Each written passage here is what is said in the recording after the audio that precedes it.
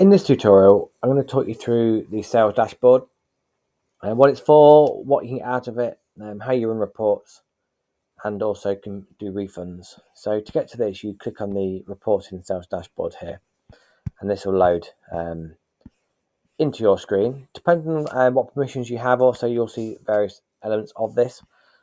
The majority you'll see this top section, and then you may not see a lot of the other areas, but you'll also get the ability to be able to do refunds, which is at the bottom here. So if I just shrink my page down a bit so you can see more.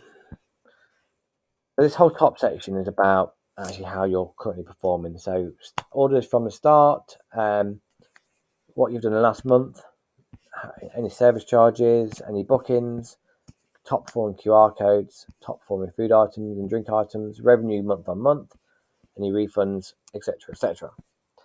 It'll also break everything down into day sales, yesterday's sales, week sales, and again how these payments are taken. So manual, mobile, cash, or integrated. We break it down by area as well. So in our system, we've got room sales, table sales, and golf sales. We've got our custom X and Z reporting. So at any point you can go and get information from various areas of the business for a certain period, and a different sort of reports. So here we've got a sales report,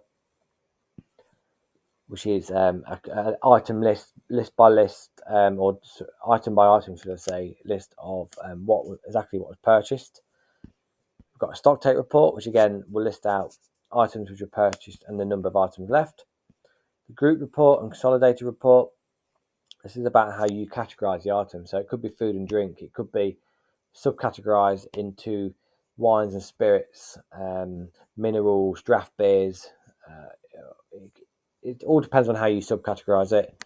And within the options in here, if you go into your categories,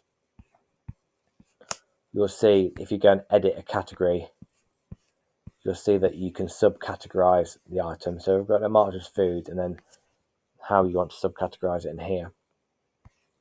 And this will all then feed back into the reporting as well. So you can actually group items together. If I go back into here, and then scroll down to the X and Z, halfway down, so in the middle of the page, there we go. You've got your consolidator as well, which will look at cash and manual, mobile, integrated PDQs, and then the split out of VAT. And it'll give you a line item based on what the range you've selected in here.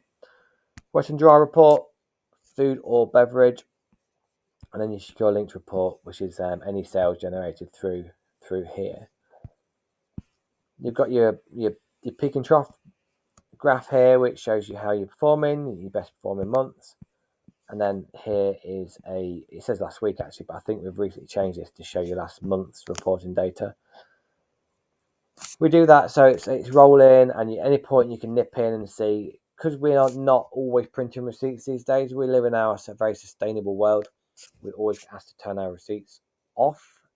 These till points can churn through rolls and rolls of paper. So most people turn them off. And if at any point you need to go and get receipt, you can go into here, find the customer, either via the name, or the time, or the order ID, which will be on their receipt, or on the system. And then you can click on the receipt here, and then you can print it. The same with refunds. If any need to go and do a refund, you can see I've done one here. You can just click on the refund button, give it a reason why, click refund customer,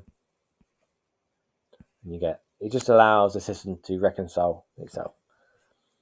At the very bottom here as well, you've got an end of day routine. So you've got an end of day button.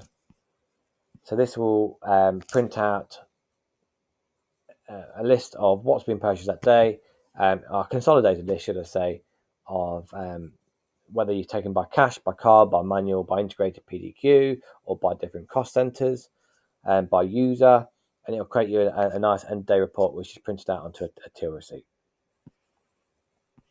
This is available if you run it through here as well, so you can get into Excel. If you didn't want on the till receipt, you can do it that way as well. And again, here you've got your receipt option. So if you know the order number, you can just pop it in here and print it yourself. So essentially, that's what the sales dashboard is. It's just a way to get a very clear picture of what's going on in the business very quickly.